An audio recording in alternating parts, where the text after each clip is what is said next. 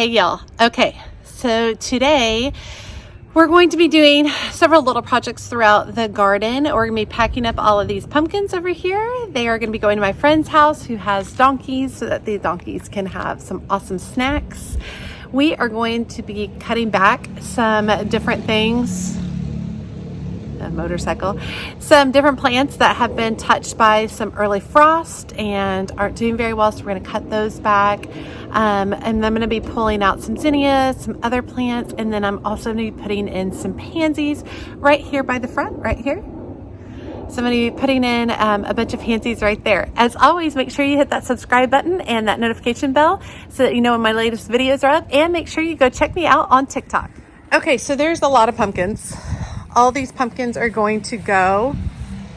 Here's that thing I just heard earlier.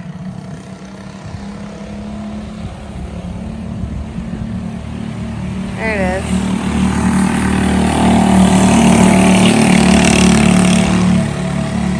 So our subdivision, our HOA actually has like a little mini bike group, and that's one of the mini bikes. So anyway, okay, we're going to be pulling out all these pumpkins.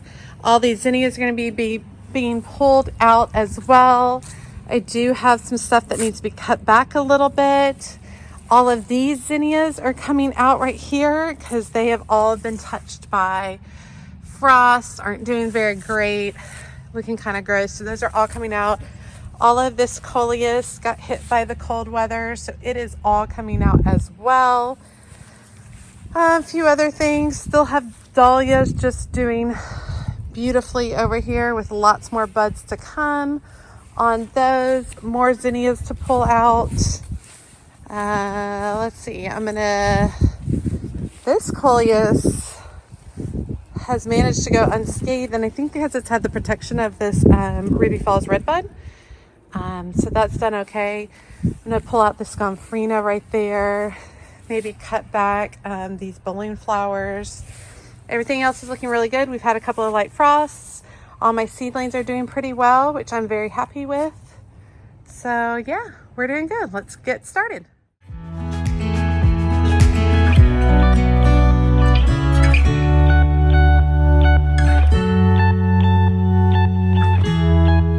Okay, all loaded up.